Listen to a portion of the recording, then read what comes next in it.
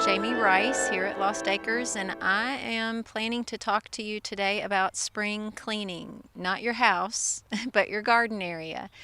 When the rain starts coming down and the sun's shining, our grass and the weeds start growing, and perhaps the first things we start to think about are weed eaters and lawn mowers. So when we're preparing our garden space, there are a few things that we want to keep in mind.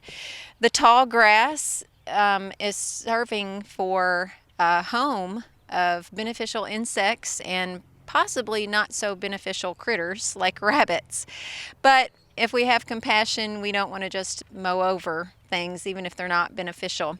So if you can't fence in your garden area and it's pretty open, one of the things that I would suggest is take a stick or, a broom handle or anything and just kind of poke around in the tall weeds and even stomp through them a little bit so you can flush the animals out, or you might find some, like a little rabbit nest or something like that, to avoid unnecessary harm of them.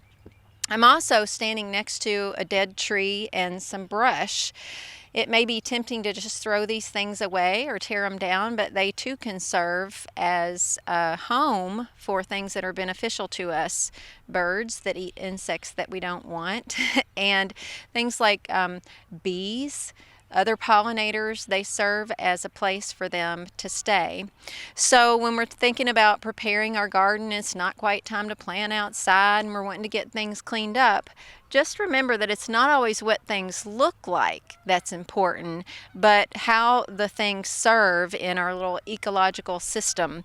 So just to kind of wrap up what we've talked about, if you're ready to get out your weed eater and lawn mower, remember, poke around in the tall grass to make sure there's not anything living there, or maybe you'll find it and you can avoid it.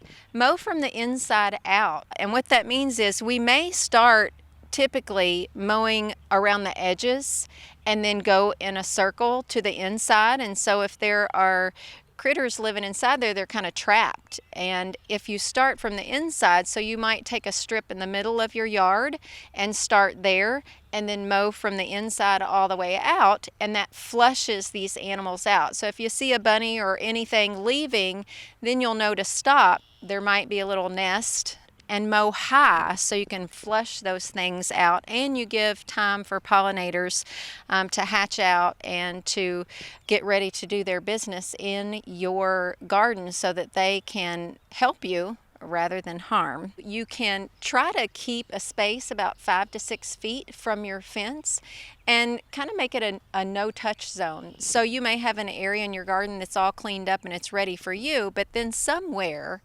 in your land, in the area that you have, keep a space unmowed and untouched for these critters that may not benefit you, or even for pollinators that do benefit you. I hope you've enjoyed our little spring cleaning tip and the little bit of note about compassion toward our creation.